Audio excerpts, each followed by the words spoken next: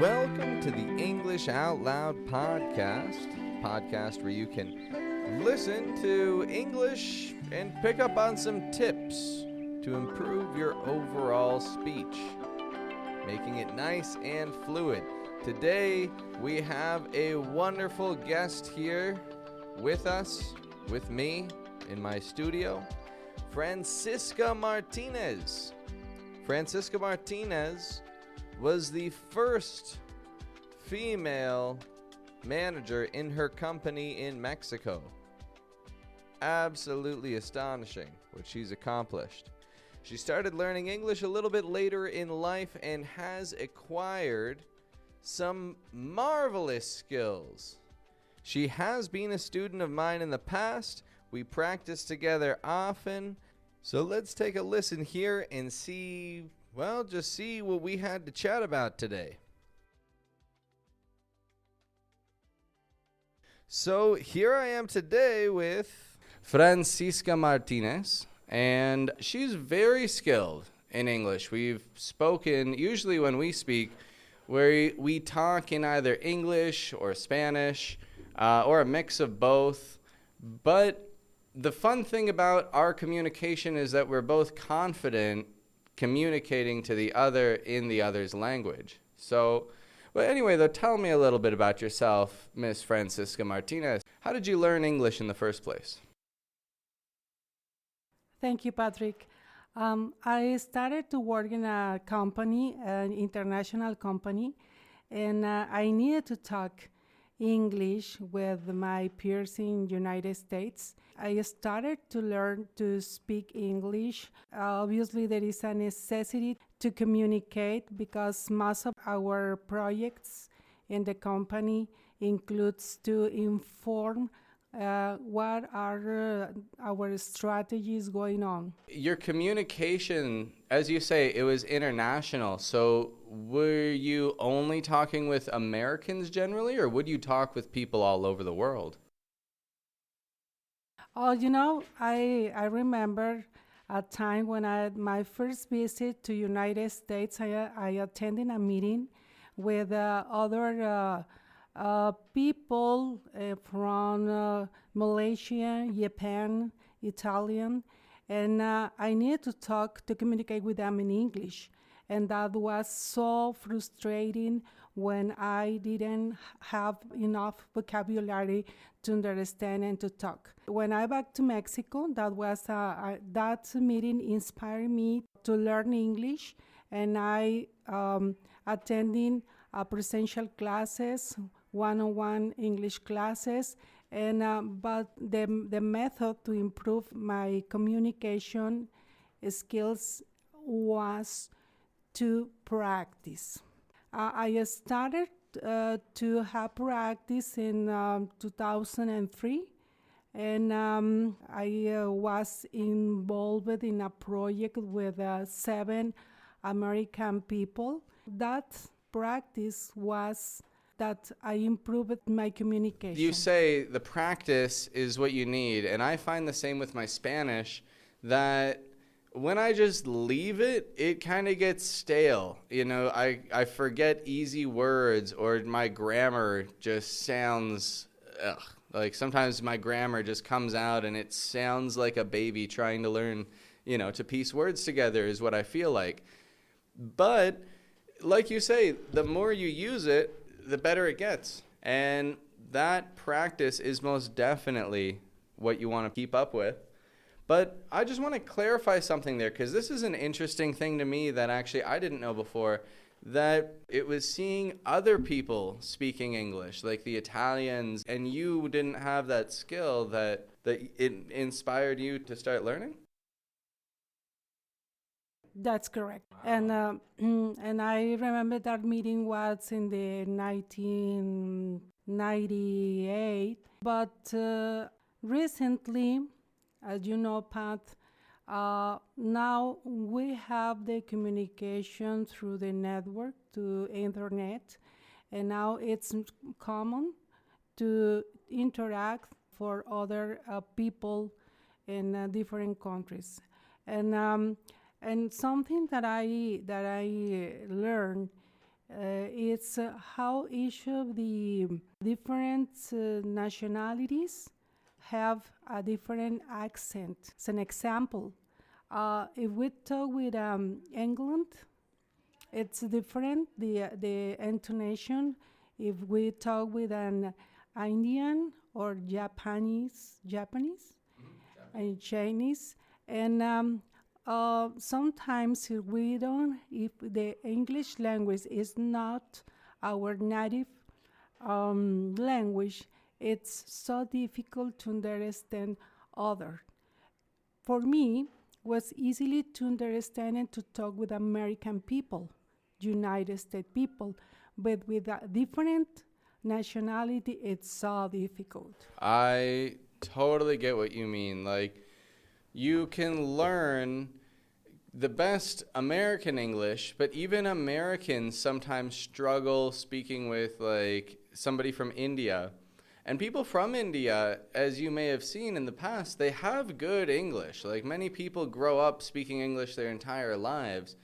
But it's that, they'll be mixing their speech patterns of their original language with English. And then also, on top of that, in India, they have more of a British English than an American English. So they'll even use like a British kind of R sound, which to a Mexican may not sound familiar compared to the American R. All these, so many things. And just speaking quicker than other people do. So that's interesting points that you make. What would you say in your experience is like your biggest challenge when communicating with Americans in general? Like, maybe talking on the phone. That is, okay, in my experience, again, in Spanish, I hate phone calls in Spanish. My phone rings and I pick it up and I say hello, because if I don't want anybody to start talking to me in Spanish, it's tough. I can't understand everything. Or sometimes when I speak to people of like much older generations, like elderly Spanish speakers, they have such a different style of speaking from the people my age that I just can't follow a lot of what they say. So in your case, what would you say are some of the difficulties of communicating with Americans? In the company, the Americans who visit Mexico, they have their focus to talk in a business English language. And most of they have some introduction how to manage the communication with Mexican people. But there is no people who have enough patience to talk with us. And that was the big challenges for us, because sometimes they don't want it to hear, they don't have patience to try to understand what we are doing, even if we're talking business English, and that's important. But the main challenge for me was to have some not business Totally, like communication. more casual kind of speech. But when people are just in the business setting, in a formal context, the book English and the stuff you learn in school and grammar classes, that's perfect. That's exactly what you want. But when you're having a regular chat with not even just one person, but multiple people in English, they're going to start going fast. They're going to use cultural references, pop culture references, all these things that are so tough to follow. At the same time, something that I would say that's really cool is another thing that you mentioned previously, that, back in 1998, you wouldn't have had all the resources of the internet.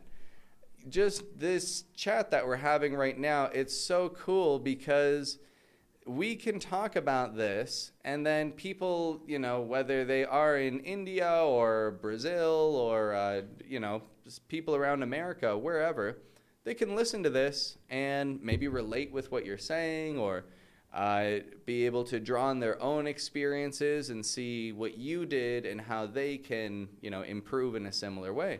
So the point is to say the internet is incredible because you can pick these things up no problem now. It's all readily available. But do you have any tips or things that might have worked for you in the past?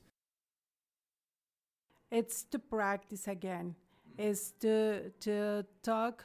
Uh, when I have a business travel to United States, most of the time we have social reunion or go to the restaurant, and basically that I did is to prepare some topics to talk with people, and and for me was so difficult to talk with other ladies, American ladies.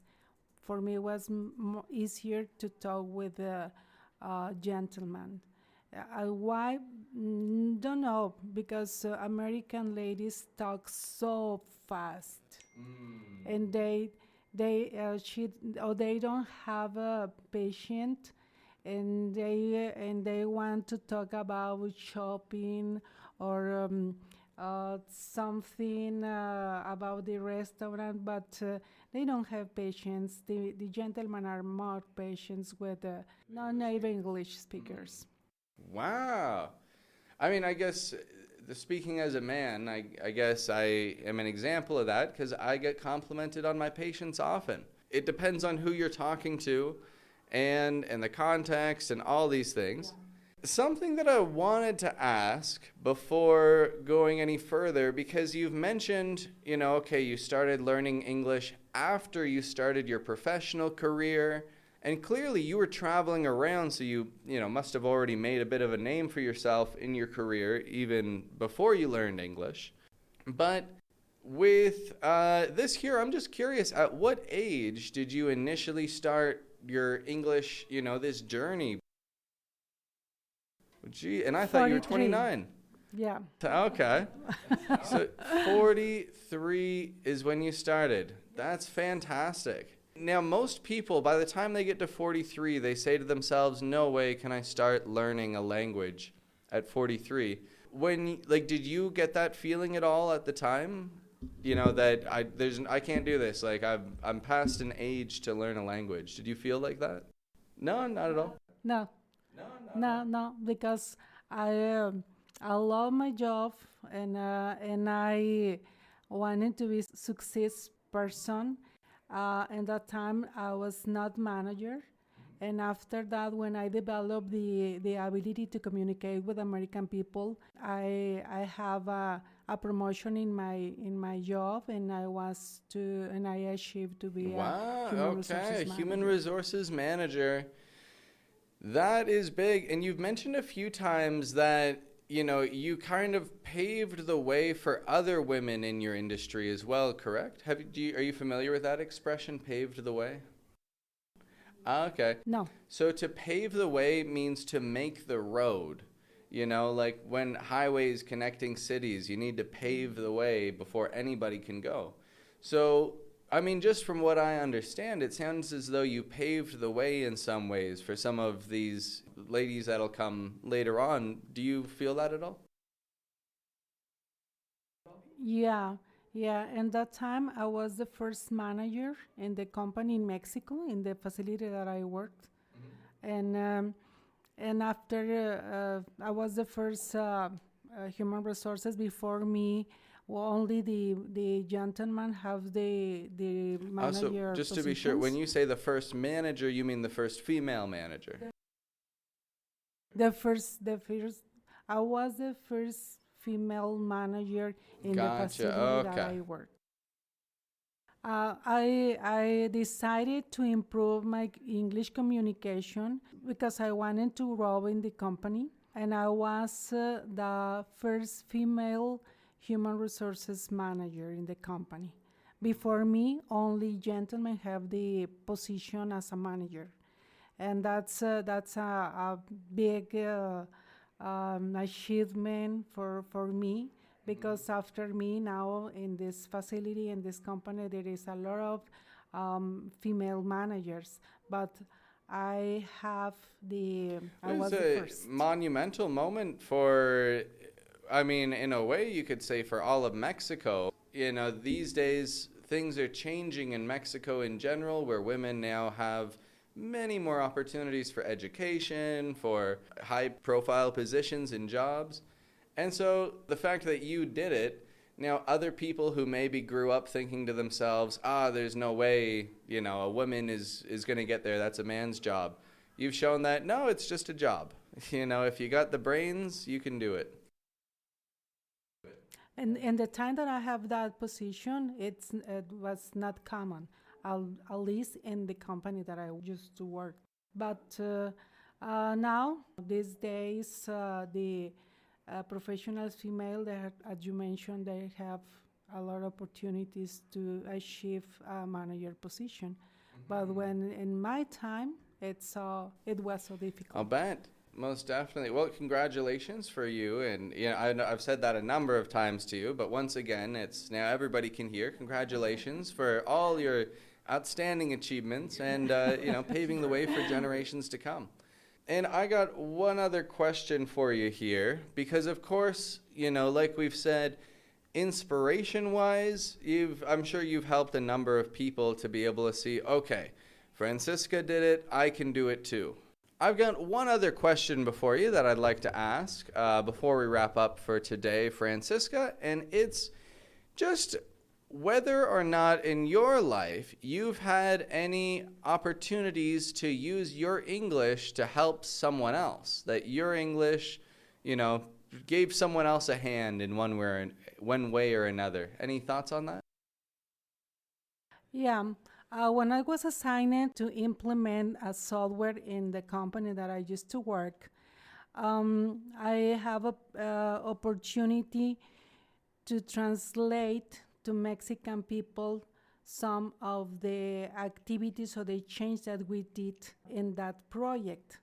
And it's nice to tell you, Pat, that when I started in that project, I was so afraid to speak in English, but all the time I was participating in meetings, talking in English with American people, and suddenly I was the translator, because some my peers in human resources, there is not necessary to talk in English, because we have all our activities in human resources with the Mexican people. It's not necessary to talk in English, but to implement that project, I translate all the new methodology that we applied I translate for my peers in Mexico, because most of them, they don't speak or understand English.